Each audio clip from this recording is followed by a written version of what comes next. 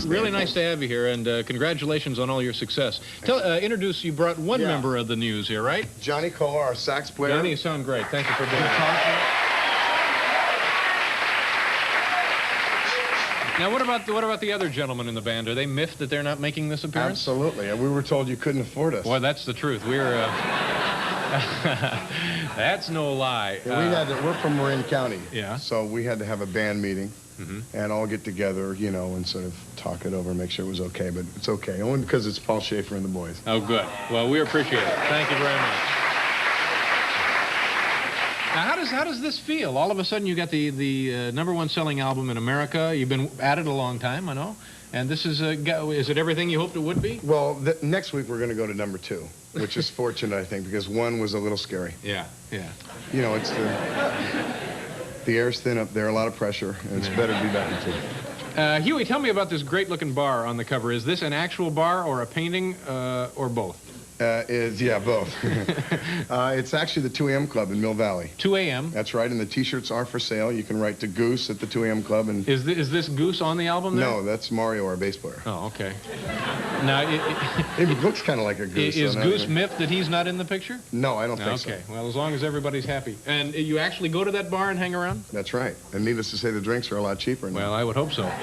Now, for folks who have been watching television a lot tonight, this will be your second appearance. They will have seen you twice. Do you know what I'm talking about? Oh, well, you mean we're going to do the national... We did the national anthem tonight. That's right. How was it? It's it was another one of those all-star cliffhangers. But now the whole group sings the national anthem? That's right. And Johnny actually did the arrangement. It's a kind of a part Navy band, part doo-wop. That's nice. Yeah. And why do you do that? Other than, is it a lot of fun? It seems like it's more nervous than anything. It's very nervous, but it's a free ticket. Yeah. And, you know, when can you sit on the field? Have you done other ball games? Yeah, we've done lots. We were originally asked to do the Oakland A's, I think, isn't it? Yeah, the Oakland A's. And then we did the Warriors and the 49ers and the Giants and now the St. Louis Cardinals and now the All-Star Games. Yeah. So this is a whole separate career for you. Absolutely. But people, and I don't know anything about the singing the national anthem in front of large groups of people, but people say that's probably one of the toughest things you can attempt. It is. It is, especially when you're looking at, you know, the All-Star team is 5 seconds away and they announce everybody on the field and they line up first and third base and they go, and now, would you please stand? It gets very quiet.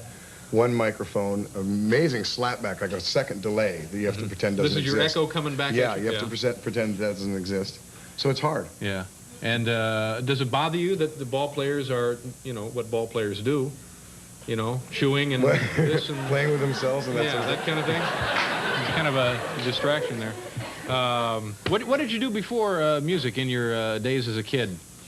I just fooled around, actually. I tried to avoid work as best I could. I had millions of odd jobs, and each of which lasted about 5 minutes. What kind of stuff? Anything you want to remember? Well, I was an encyclopedia salesman for a good day. I I chauffeured for another day. I had a landscape company. We weeded. We had an old truck. That sort of stuff. Yeah. Steve's been there. Yeah. Uh-huh. And you traveled around? That's right, yeah. Where'd you go? I hitchhiked in Europe for about a year. I took the harmonica because it's... How old were you when you went to Europe? I was 16. And you hitchhiked to New York from... That's right. I hitchhiked to New York from San Francisco, and I actually stowed away on a plane. In those days, you could take a boarding pass and write seat number and destination on the outside, go into the boarding area early, and sneak on, and you write, of course, the middle seat over the wing, and then take a different seat. Yeah. So that if someone says, I'm sorry, this is my seat, oh, well, mine's actually up there, and then you move down. And I actually stowed away for free on a plane ticket. No kidding? Yeah. No problem, no questioning? No problem. I hitchhiked across the country, and by the time I got there, I aimed on paying for a ticket, of course. Sure.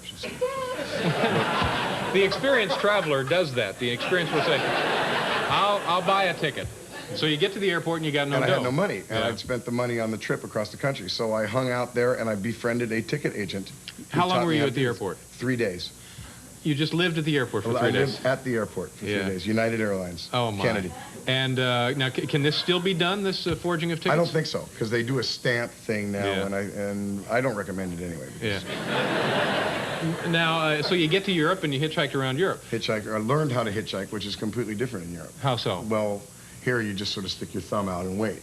There you signal, you know, and like this sort of stuff, and whistle and yell, disrobe, anything. I mean, they really go. Was it easier to get rides in Europe? Much harder. Really? But it was good for my harmonica playing. Yeah. Now, did you make any money while you were in Europe, or did you have to stow away coming back? No, I made enough money to come back. I actually did make money in Europe, strange enough, just playing on street corners and bus stops and that sort of stuff. Geez, that was a great life for a kid, boy. 16, 17, you can't beat it. Yeah. No, I mean, it sounds good to me now. You should try it. I may be trying it.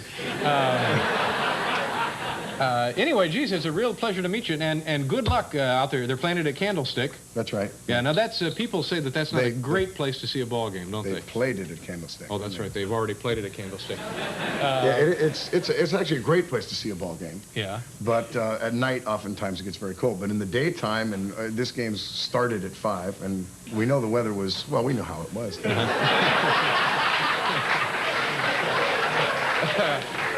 Anyway, give my best to the rest of the news. And you couldn't have sounded better tonight. You're really terrific. Thanks very much. And congratulations on all your success. You certainly deserve it.